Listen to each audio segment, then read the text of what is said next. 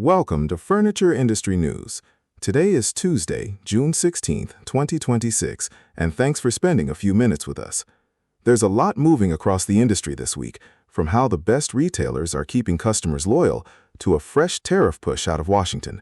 So let's get right into it. Let's start with something every retailer already knows, but few have fully cracked: the customer experience. Here's the simple truth. A shopper can buy a sofa or a mattress just about anywhere. What brings them back is how they're treated, whether that's in your showroom or on your website. And right now, that experience is the single most powerful tool a retailer has. What's interesting is how differently retailers are pulling it off. Take Taos Lifestyle in northern New Mexico. Owner Mary Demito leans all the way into community.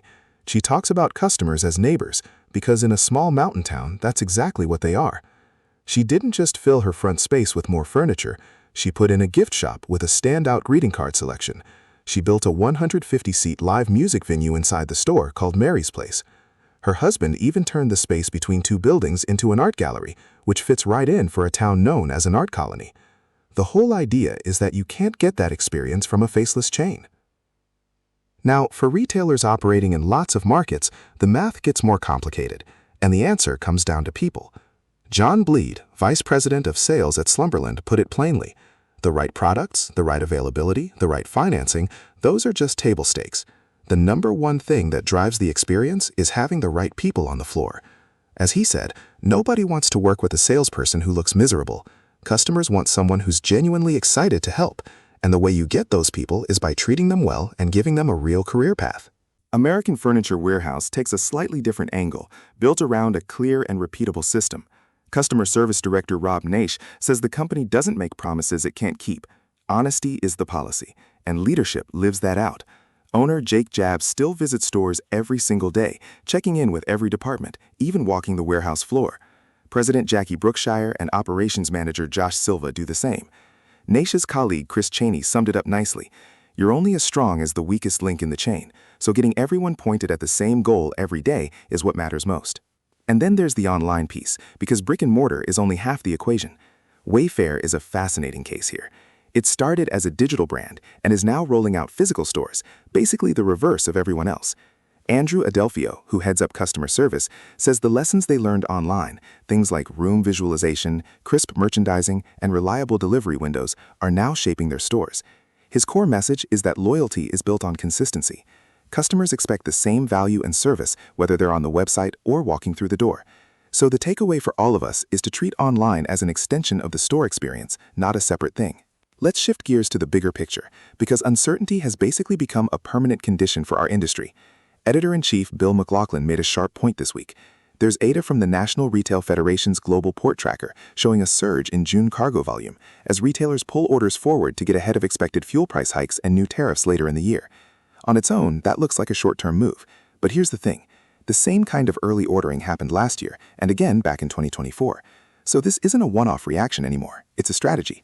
McLaughlin's argument is that volatility has shifted from being a temporary disruption to being a structural part of doing business. Tariffs, freight swings, shaky consumer confidence, interest rates, housing activity, all of it is hitting buying decisions at once. A lot of retailers are responding by shortening their supply lines, narrowing their purchase windows, and leaning on proven winners instead of taking chances on the fringes. The bigger lesson is that you can't just have one department react to one problem. You need a company-wide strategy for uncertainty, with cross-functional communication and a real plan to move resources quickly. The companies that can do that will win the market share battles ahead. The ones relying on the way things used to work will fall behind. So the question he leaves us with is simple. What's your uncertainty strategy? Now to a major deal.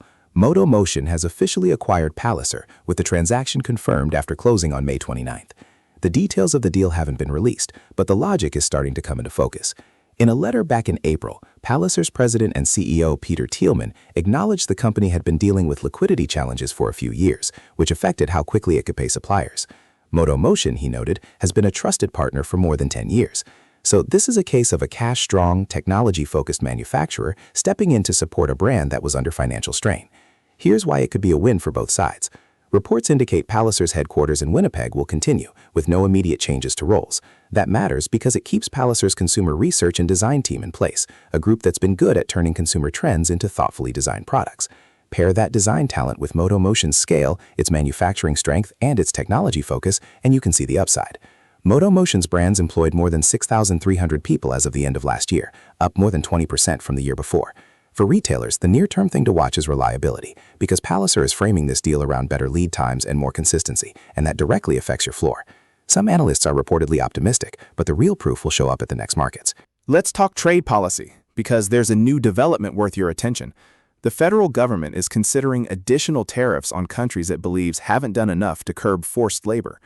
The Office of the U.S. Trade Representative says the initiative could potentially touch around 60 countries, representing more than 99% of goods shipped into the U.S. market. Now, only a handful of those actually ship furniture here, names like Vietnam, Malaysia, India, Mexico, Canada, the European Union, and Taiwan. But those are meaningful sources, so this is worth following closely.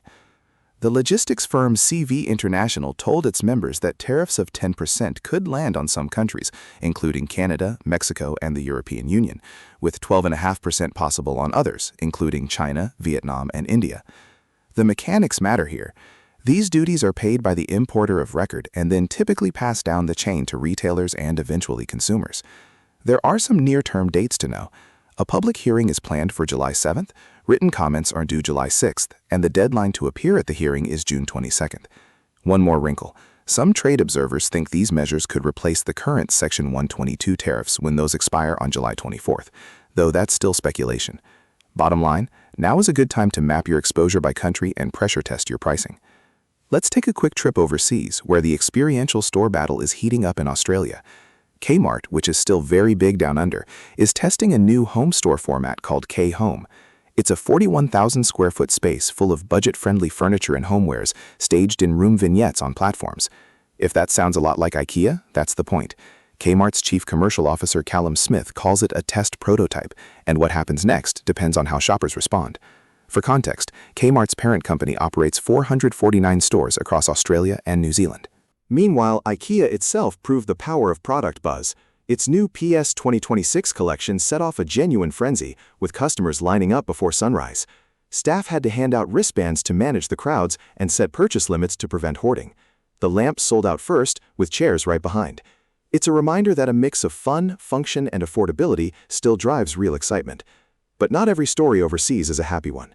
In Canada, the home furnishings chain Urban Barn quietly closed its location on Queen Street West in Toronto after a 25-year run.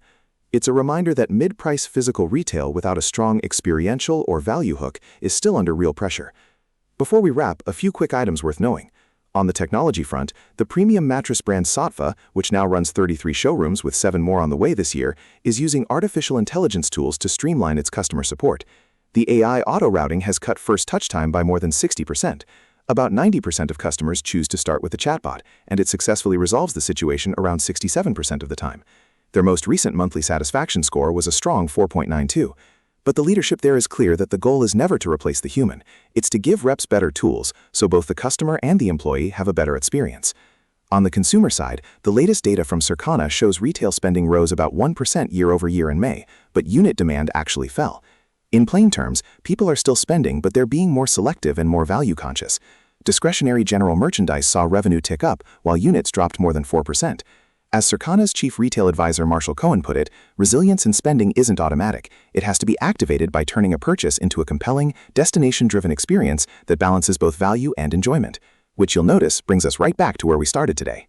And one more on the supply chain.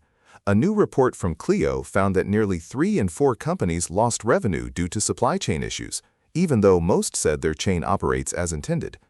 More than half tied that lost revenue to technology problems, and the vast majority don't have full, real-time visibility from order all the way through return. The takeaway is that fragmented systems and occasional fixes aren't enough when volatility is the norm. That's your briefing for today. If you found this useful, we'd love for you to subscribe so you never miss an update from furniture industry news. Thanks for listening, and we'll talk soon.